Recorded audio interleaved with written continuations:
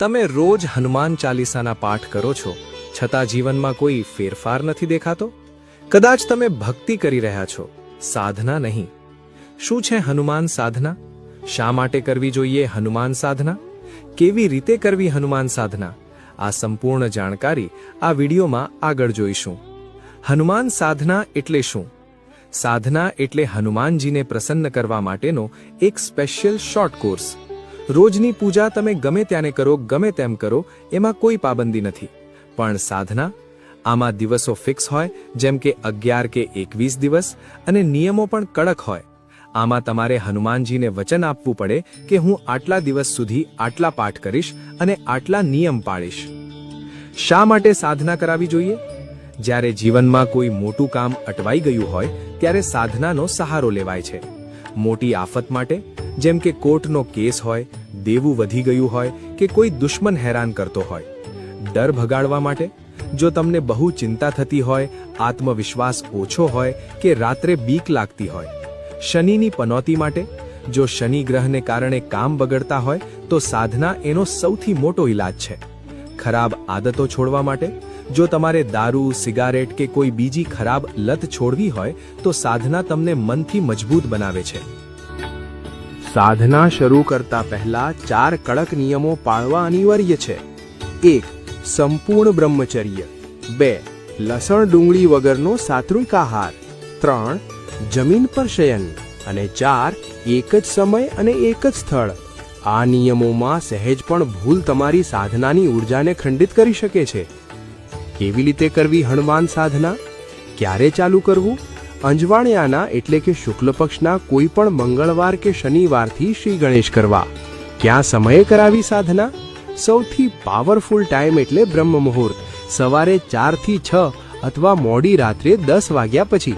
પણ ભાઈ, જે ટાઈમ નક્કી કરો એ રોજ સાચવવો પડે, એમાં ફેરફાર ન આલે. ચલો સ્ટેપ બાય સ્ટેપ જોઈએ.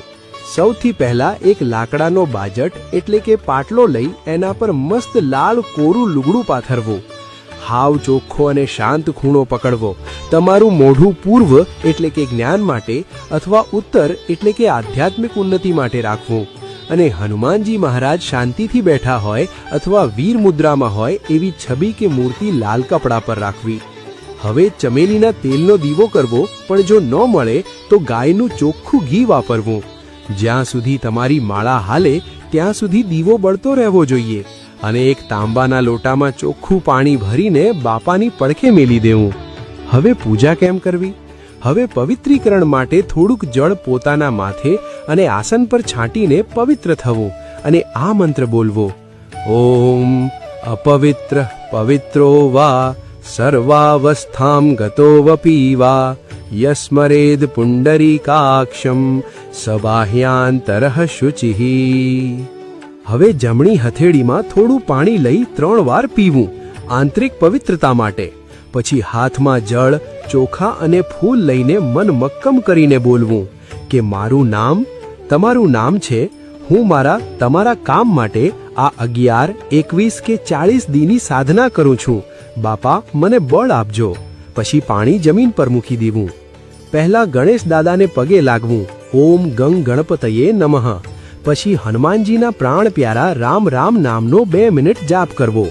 રામ નામ લેશો એટલે હનુમાનજી તરત રાજી થઈ જશે. રામ રામ. હવે રુદ્રાક્ષની કે પરવાળાની માળા લઈ આ જાપ મંત્રનો જાપ કરવા. રક્ષણ માટે ઓમ હં હનુમતે નમઃ. સફળતા માટે ઓમ શ્રી હનુમતે નમઃ. માંદગી કે બીક કાઢવા માટે નાસય રોગ હરય સબ પીરા જપત નિરંતર હનુમત બીરા. બધા કામ સિદ્ધ કરવા માટે ઓમ નમો હનુમતે રુદ્રાવતારાય સર્વ શત્રુ સંહારણાય સર્વ રોગ હરાય સર્વ વશીકરણાય રામદૂતાય સ્વાહા.